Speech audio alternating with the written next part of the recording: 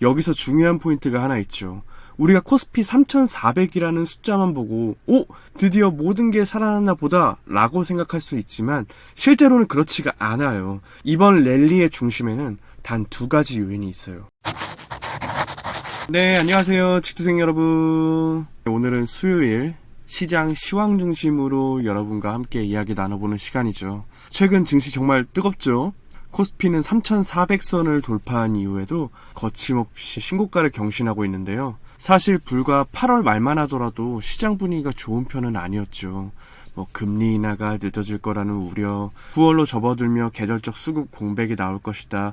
거기에 정책 기대감도 좀 불안불안하면서 투자 심리가 많이 위축된 상태였잖아요. 근데 이런 게 무색하게 9월 들어 시장은 놀라울 정도로 빠르게 회복했고 그 회복을 넘어서서 강세장의 기세로 전환하고 있어요. 실제로 기관과 외국인은 9월 1일부터 이번 주 화요일까지 무려 9조 원 이상을 순매수했습니다.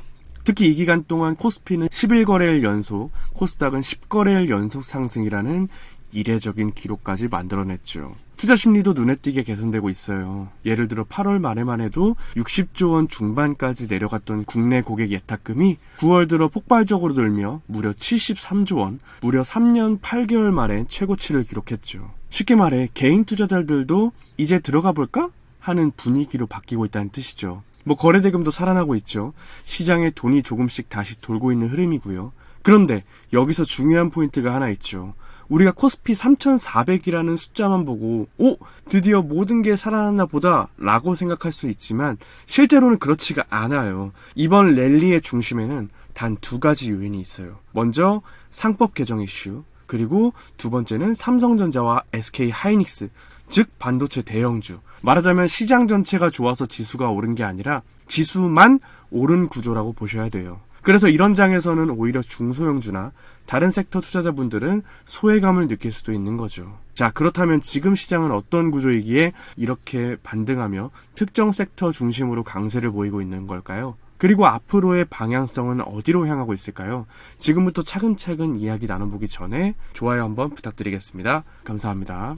자, 그렇다면 지금 시장은 왜 이렇게 반등하고 있을까요? 크게 두 가지 이유가 있는데요. 첫 번째는 정책 기대감의 회복이죠. 8월 말만 해도 정책에 대한 불신이 컸어요.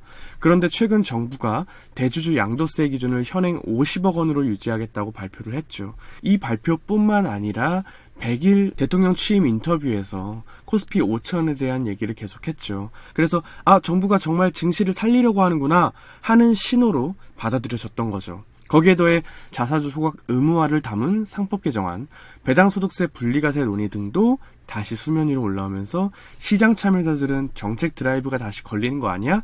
하고 기대를 품기 시작한 거죠. 그 결과 금융, 증권, 지주사들 중심으로 수급이 몰리며 강하게 반등하는 모습을 보였던 거죠. 그리고 두 번째는 반도체 플러스 AI 기대감인데요.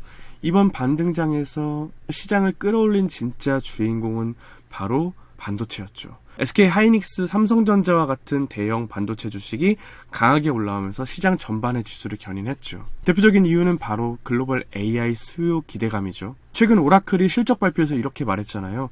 AI 관련 수주 잔고가 전년 대비 무려 359% 증가했다. 이 정도면 단순한 기대감이 아니라 확신이죠. 시장 참여자들은 AI 산업의 업사이드가 아직도 많이 남아있구나라는 신호를 받아들였고 잠시 꺼졌던 AI 관련주들의 열기가 다시 불붙기 시작했고요. 게다가 D램, 낸드 플래시 가격도 서서히 오르고 있고 공급 부족 이슈까지 부각되면서 반도체 업황이 본격적으로 회복되는구나 라는 인식이 확산된 거죠. 이런 흐름 속에서 삼성전자, SK 하이닉스 같은 대형주는 물론 원익 IPS, TLB, 테스, 유진테크 같은 반도체 장비 소재주들까지 반도체 밸류체인 전반에 걸쳐 수급이 집중되는 모습이 나타난 거죠. 그러니까 지금 시장은 뭘 사도 다 오르는 대세 상승장이 아니라 반도체, 지주사, 바이오의 수급이 몰리는 구조였던 거죠. 시장을 단순히 지수만 보고 판단하면 위험하다는 이야기죠. 자, 그럼 이제 가장 중요한 이야기를 해볼게요. 바로 금리 인하 이후 시장은 어떻게 움직일까? 내일 드디어 9월 FOMC 회의가 열리죠. 사실 시장은 0.25% 금리 인하를 이미 기정사실로 받아들이고 있죠. 지난 몇 주간의 상승 흐름에도 이 기대감이 이미 충분히 반영되어 있었기 때문에 단순히 0.25% 인하 발표가 나오는 것만으로는 큰 충격은 없을 것으로 보이죠. 오히려 시장은 이제 그 다음은 뭐야? 앞으로 몇 번이나 더 인하할 건데, 이게 핵심인 거죠. 인하 시기와 속도가 핵심인 거죠. 만약 파월 의장이 이번에 0.5% 인하할게 라고 발표를 한다면 그건 정말 약간 쇼크일 수 있는 거죠. 근데 그럴 가능성은 거의 없죠. 지금 시장 참여자들은 올해 안에 두세 번, 내년에도 두세 번 정도 인하할 거라고 기대하고 있어요. 그리고 미국 정부는 요즘 TGA 계좌의 잔고가 거의 비어있죠. 쉽게 말하면 정부 통장에 돈이 없다는 얘기예요. 그래서 하반기에는 국채를 왕창 발행해 이 통장을 다시 채워야 돼요. 그런데 금리를 너무 빠르게 내리면 어떤 일이 벌어질까요? 채권 금리가 낮아지니까 국채 사려는 사람이 줄어들 수 있죠. 정부 입장에선 국채 발행이 어려워지는 것, 즉 돈 빌리기가 어려워지는 거죠. 그래서 연준 입장에서는 너무 공격적인 금리 인하를 하기가 부담스러운 거죠. 또 하나 중요한 이유는 물가죠. 미국은 최근 중국과의 관세 이슈, 공급망 불안 등으로 물가가 다시 들썩일 수 있는 가능성을 안고 있어요. 연준은 절대 물가 잡는 걸 포기하지 않아요. 물가가 완전히 꺾였다는 확신이 들기 전까지는 보수적으로 가겠다. 이게 연준의 스탠스잖아요. 그래서 9월 FOMC에서는 금리 인하에 첫 발을 딛는다는 시그널보다는 우린 여전히 물가를 주시하고 있고 인하는 천천히 할 거야. 이런 메시지가 나올 가능성이 높은 거죠. 그럼 시장은 어떻게 반응할까? 이번 금리 인하는 경기 침체에 대응하는 공격적인 인하가 아니라 경기 둔화를 막기 위한 보험성 인하에 가깝죠. 쉽게 말해 위험하진 않지만 미리 대비하자는 거죠.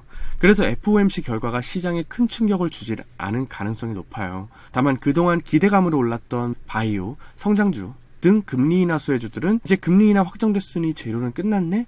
이렇게 해석되면서 단기 조정이 나올 가능성은 있는 거죠. 그래서 결론은 이런 흐름 안에서 결국 내가 설정한 기준과 시나리오에 따라 침착하게 대응하는 게 중요한 얘기인 거죠. 자, 오늘 이야기의 마지막은 이런 말씀을 꼭 드리고 싶어요. 이번 금리 인하로 인해 모든 종목이 다 같이 오르는 장세가 펼쳐지진 않고 있다. 이전처럼 유동성이 무차별적으로 쏟아지는 시대는 끝났고 이제는 선별된 수급, 선택받는 섹터, 차별화된 기업만이 시장의 주인공이 될 수 있는 거죠. 당연히 난이도는 더 높아진 거죠. 이미 AI, 반도체, 로봇, 인프라 등 일부 섹터는 기대감을 등에 업고 빠르게 치고 올라가고 있고 이걸 지켜보는 입장에선 괜히 나만 소외된 것 같은 느낌이 들 수도 있잖아요. 근데 정말 매번 말씀드리지만 수급은 항상 기회를 찾아 움직이고 결국 준비된 곳으로 언젠가는 반드시 돌아온다는 사실입니다. 지금 소외되었더라도 내가 확신할 수 있는 성장성, 방향성을 가진 종목을 미리 공부하고 기다리는 경험을 쌓아보셨으면 좋겠어요. 마지막으로 오늘도 함께 나누고 싶은 문장이 하나 있습니다. 못한다고 믿는 순간 정말로 못하게 됩니다. 할 수 있다고 믿는 순간 불가능도 가능이 됩니다. 이 말처럼 우리 모두가 지금의 시장에서도 스스로를 믿고 시장을 분석하고 기회를 준비하는 사람이 되었으면 좋겠어요. 그리고 그 길 위에 제가 함께 할 수 있다면 좋겠습니다. 오늘 영상도 시청해주셔서 감사하고요. 다음 영상에서 뵙겠습니다. 안녕.